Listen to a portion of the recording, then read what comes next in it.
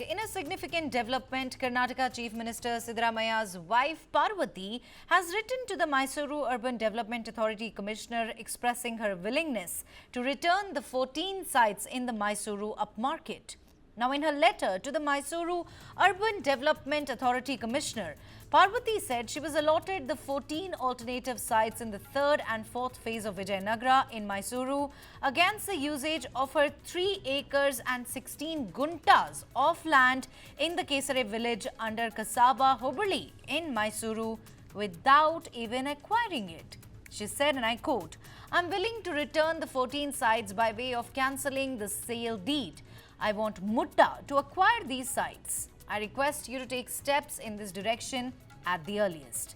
Now the letter comes against the backdrop of Karnataka Lokayukta Police registering a case against Siddaramaiah on the directions of a special court in connection with the land allotment.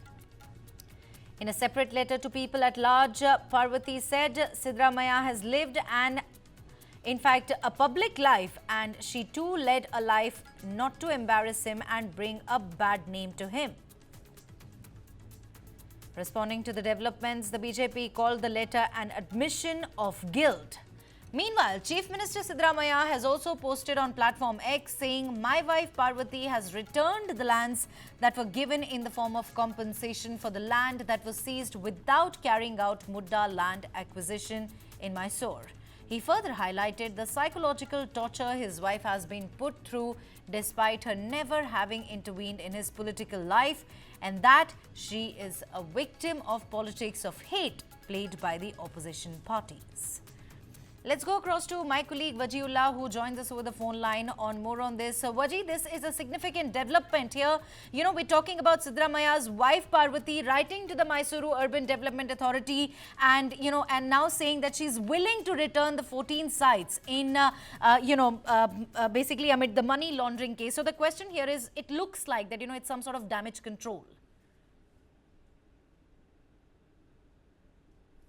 Well, good morning, Neha. Firstly, Parvati had never interfered in the public life of Siddaramaiah. We had never seen him come out.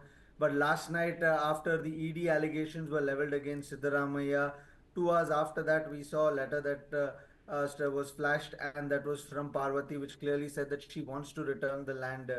Now, though she's come out with her own conscience and returned the land, the BJP, on the other hand, has gone on to say that this is nothing but an admission of guilt.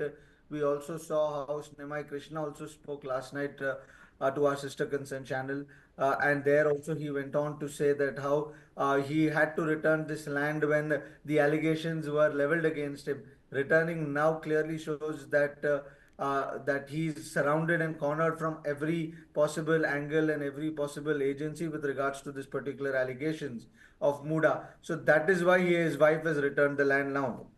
But what the wife clearly says in the entire letter is that for the last 40 years, she has seen how her husband has led a spotless career without any allegations, without any remark against him.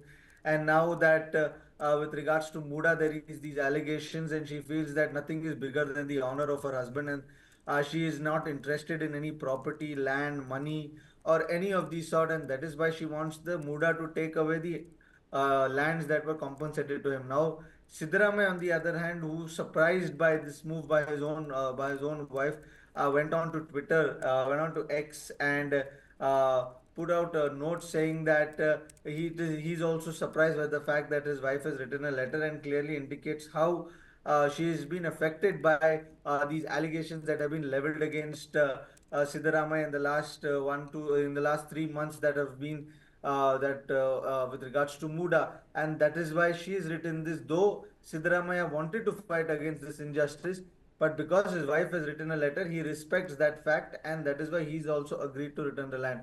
So now all these things, somewhere or the other, may come under the ambit of admission of guilt.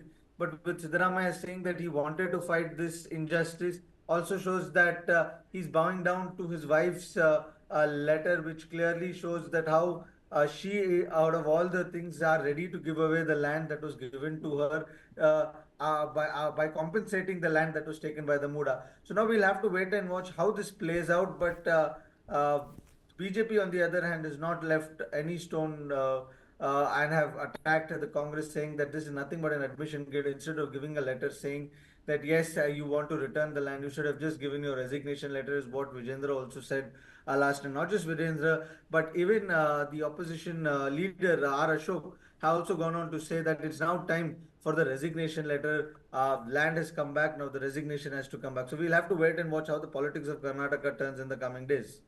Right, thank you very much, Vaji, for joining us with all of those important insights.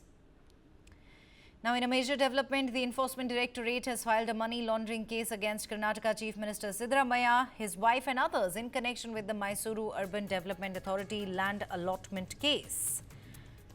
This follows an FIR lodged by the Mysore Lokayukta police accusing illegal land allotment to Siddaramaiah's wife in an upscale Mysore locality.